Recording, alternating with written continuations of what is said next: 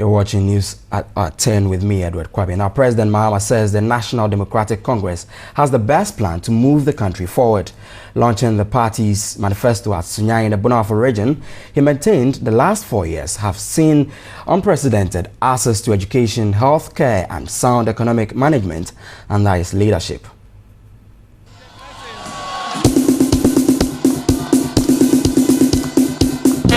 President Mahama mounted the stage to chants from thousands of party supporters who had thronged the Sunyani Coronation Park.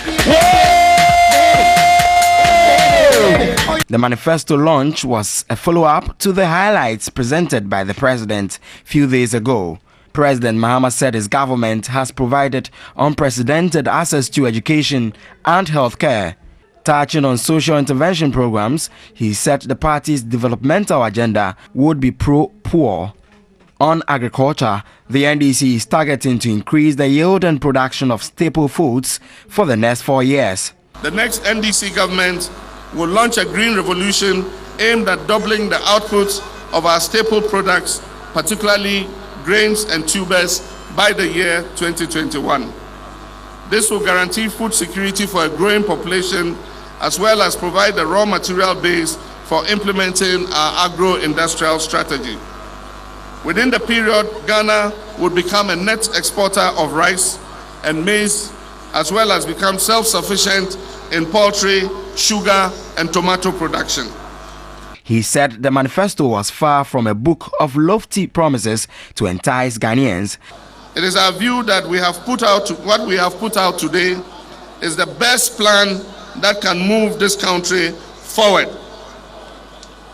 I encourage you all to study the manifesto and vote for the NDC in the presidential and parliamentary elections. We have been candid and frank with the people of Ghana, and we have demonstrated that we take them more seriously even as we come back to them to seek a new mandate to govern this country. He officially launched the manifesto, which would guide the party's planned policies if it retains power in December. I declare the 2016 manifesto of the NDC, entitled Changing Lives and Transforming Ghana, duly launched. Let's go,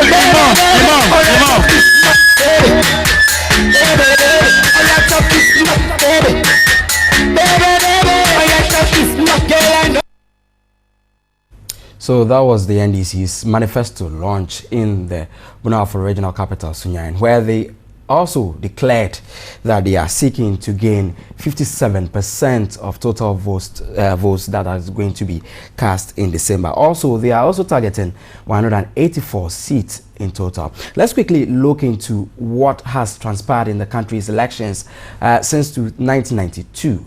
The Progressive Alliance that was led by Jerry John Rawlings had about 2,323,000 votes, representing about 58.4%. Later on, in 2000, John Kufuor, who also stood for the NPP in the runoff, also clocked somewhere around 56% of the total votes cast. And you can have the details on your screens there. So those are the details when it comes to elections here in Ghana. Let's get into the studios, and we've been joined in the studios by Dr. Edward Brenya. He is a lecturer with the Department of History and Political Studies at the Kwame Nkrumah University of Science and Technology. He's going to help us analyze what happened in Sunyani today. Good evening, sir, and thanks for your time, and we thank you for making time to join us. Good evening. You heard the conversation there. Now, the target for the NDC is 57% of total votes in December. Is this achievement far-fetched? If you look at their track record, then you want to say that it's a realistic target. But when you look at what is going on in Ghana since 1992, then you'll be asking yourself on what basis the NDC is making that claim. For instance, in 92, when the Progressive Alliance gave Rawlings 58%, by the time Rawlings was going to the second term, he had 57. when we come down to 2000, when in the run of John Agyekum Kufuor had 56%. When he ran the second time, he had 52.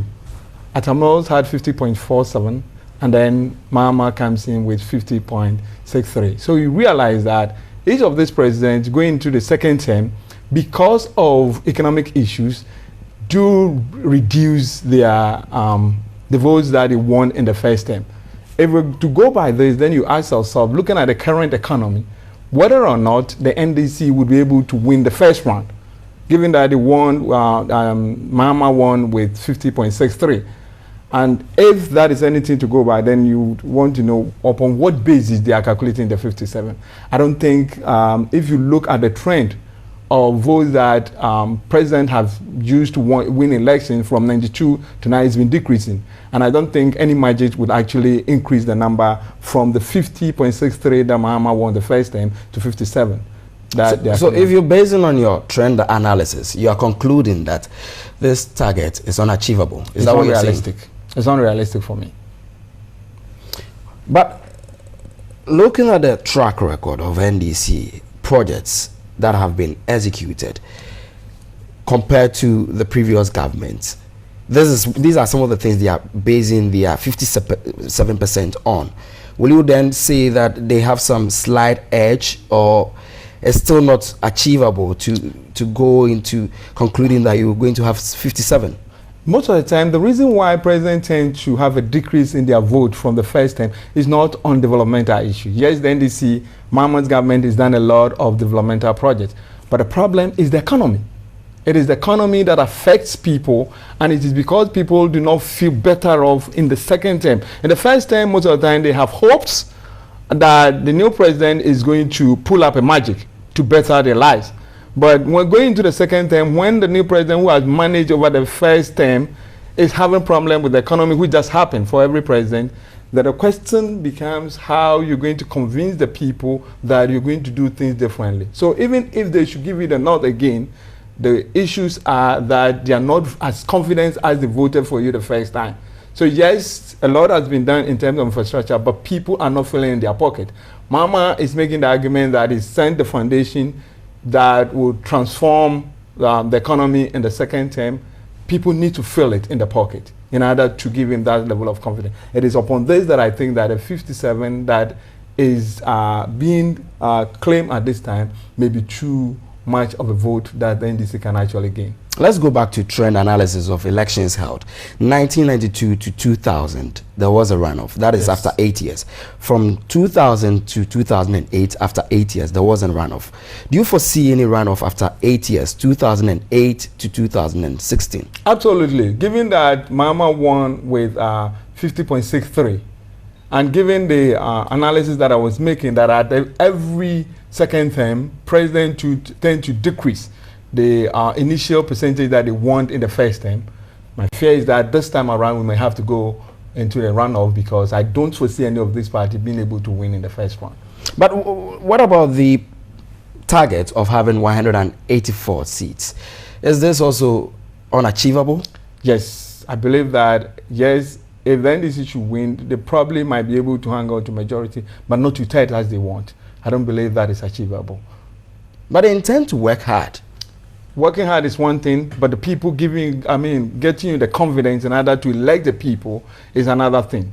Whether or not the candidates that have been put in place as candidates that could actually change, especially where you have situations in certain constituencies where the members of the constituency feel that candidates have been imposed on them, it creates a lot of problem. And I don't see that. And it tends to happen in the second terms, where, the second term of election, where members who are in government now want to come to the constituency level to be MPs. It creates problems, it creates divisions, and I don't think that the 2/3 majority that they are looking at is feasible.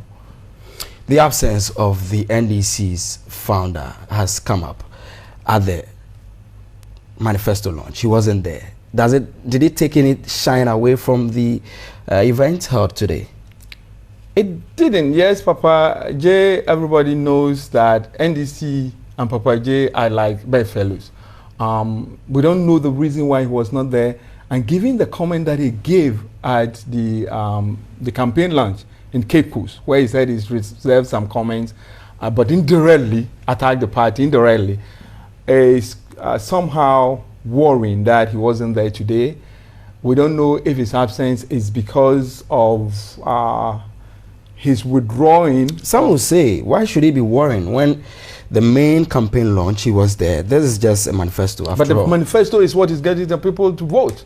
It is what you are giving to the people to convince them that these are my policy statement. This is what I present as a vision that that will entice you to vote for the party.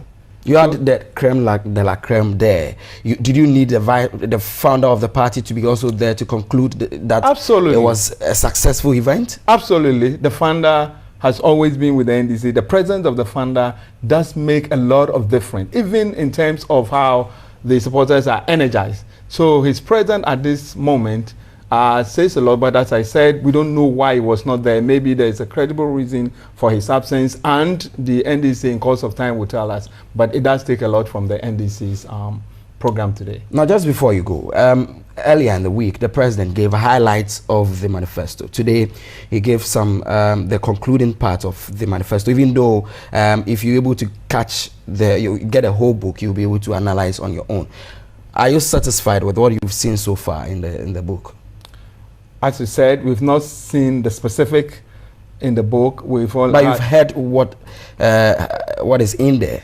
We've heard some of them. For now, some of them seem very exaggerative.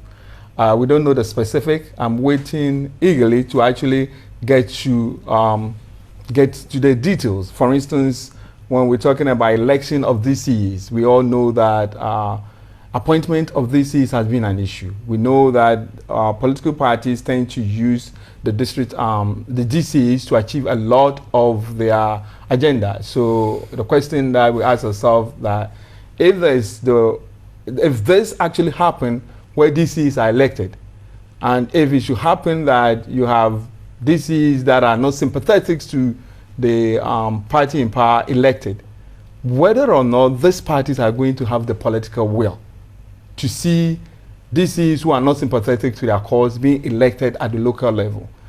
The local level, as it stands right now, has been an avenue of funding the party.